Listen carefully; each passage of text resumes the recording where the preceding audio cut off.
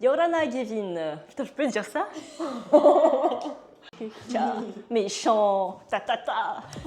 Yorana, c'est Alissa, j'ai 26 ans, je suis ingénieure chimiste et je vais vous parler de mon métier. Alors, dans mon métier, j'ai toute une partie recherche et développement où je crée les formules.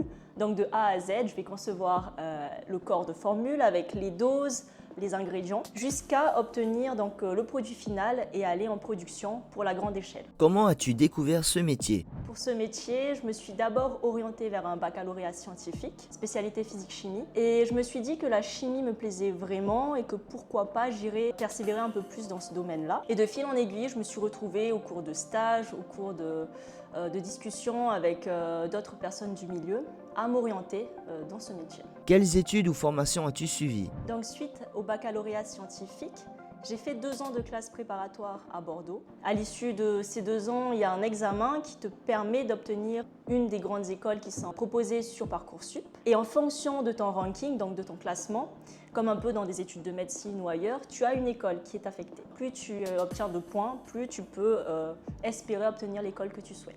Quels ont été les moments les plus difficiles?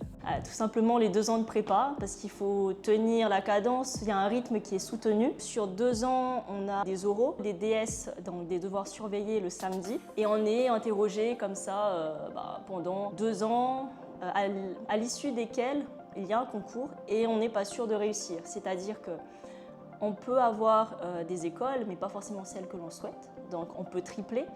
Mais si on ne veut pas tripler, alors il faut choisir d'autres voies, s'orienter vers peut-être d'autres domaines. Quelles compétences sont essentielles dans ton métier? Il faut avant tout de la rigueur, c'est-à-dire toujours suivre un protocole comme une recette de pâtisserie, suivre des doses, respecter des règles d'hygiène, de sécurité et aussi beaucoup d'organisation. Avoir un planning en tête, savoir qu'aujourd'hui je vais faire de la production, peut-être dans mon temps libre de la R&D, voir avec les clients. C'est une organisation que l'on peut retrouver dans n'importe quel métier, mais qui est essentielle dans ce métier-là parce qu'on peut vite se perdre et rester soit sur des acquis, perdre ce qui peut être important dans les tendances d'aujourd'hui et pas forcément faire des ventes qui pourraient marcher. J'ai parlé de rigueur, j'ai parlé d'organisation qui découle de la discipline aussi parce qu'on peut ne pas être constant, mais un jour ça passe, si c'est pendant un mois, ça devient compliqué au niveau des clients parce qu'on perd en productivité.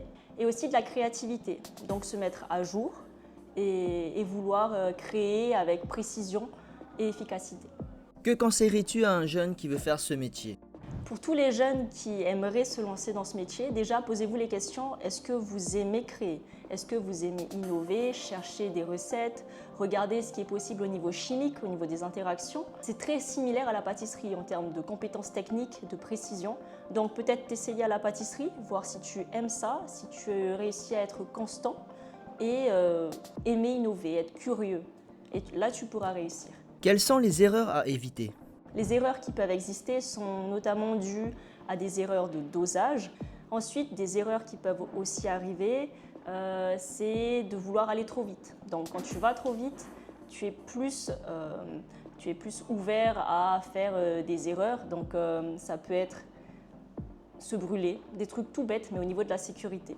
On peut aussi faire des erreurs au niveau réglementaire. Donc si on veut bâcler la recette et sortir le produit très vite en faisant, je ne sais pas, une étiquette qui est tout simplement pas forcément attractive, bâcler l'étiquette, ça ne va pas être vendeur, ça ne va pas donner envie d'acheter le produit. Donc chaque étape est importante et chaque étape nécessite un certain soin. La plus grande leçon que tu as apprise dans ta jeune carrière? J'ai appris que si tu veux faire quelque chose, tu peux y arriver. Il n'y a que le travail qui paye. Travail, discipline. Et finalement, ce n'est pas forcément les gens qui ont des facilités qui sont les seuls à réussir. Il y a aussi ceux qui sont partis de très loin et qui ont continué, qui ont persévéré. Qu'est-ce qui te motive à te lever chaque matin pour ce travail? L'envie de créer. Parce que ça me donne envie de me lever. Je me dis, ok, quelle recette aujourd'hui? Qu'est-ce que je peux améliorer, optimiser? Et qu'est-ce que j'ai envie de faire? As-tu un moment ou une réussite dont tu es particulièrement fier? Je pense que le fait d'avoir tenu tout au long de mes études, qui n'étaient pas forcément faciles, et je ne dirais pas que celle-ci en particulier, mais on sait tous très bien que la classe préparatoire, ce n'est pas 2 années qui sont gratuites et pour des vacanciers.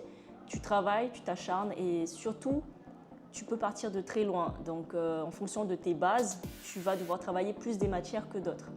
Et aussi, donc, ça nécessite beaucoup de détermination. Étant donné qu'en maths, j'avais un niveau catastrophique, je me suis dit, OK, va falloir combler soit à côté et travailler aussi celui-ci, mais enfin cette matière-là, et puis faire des examens, enfin des annales et voir ce qu'on peut faire à la fin. Parce qu'il y a l'avis des professeurs qui compte beaucoup pour nous quand on est jeune. On se dit, OK, il nous dit que c'est pas possible, que s'il fallait miser une pièce sur toi, non, je ne l'aurais pas fait. Il ne faut pas rester bloqué à ce genre d'avis qui peut être tranchant, qui peut nous arrêter très vite dans notre lancée et finalement qui n'est pas encourageante. Si tu pouvais parler à ton toi adolescent, que lui dirais-tu? Je lui dirais que le chemin va être long et périlleux, mais qu'il ne faut pas s'arrêter là parce qu'il y a d'autres manières d'atteindre son but. Peut-être que quand on est jeune, on n'a pas forcément le recul. Alors vas-y, fonce, continue, travaille et ça va payer. Une anecdote drôle ou surprenante qui t'est arrivée dans ce métier? Alors ce qui est drôle, c'est que le premier jour où j'ai commencé, donc je suis arrivée en même temps que des stagiaires. Et forcément, presque le même âge, les gens grandissent vite de nos jours. Et il y en avait une qui me dépassait en taille et physiquement aussi, elle paraissait plus ridée. Je m'en fiche, je le dis. Et donc je suis arrivée et quelques jours plus tard, lorsqu'on faisait des tâches communes, elle m'a confié qu'elle pensait qu'on était ensemble. Ce qui signifie, je pensais que tu étais stagiaire aussi. Et c'était une stagiaire en première. Elle va se reconnaître, c'est sûr. Un dernier mot pour conclure? Merci à toute la famille, les amis qui m'ont soutenue dans tout ce cursus-là. Ça n'a pas été facile et ceux qui étaient là, ils le savent. J'ai failli décrocher, donc à ceux qui veulent, qui ont une passion et qui veulent foncer, allez-y. L'art, parce que j'aime énormément créer des tableaux, peindre. C'est pas forcément le but en soi. Foncez si vous le voulez, moi je ne regrette rien.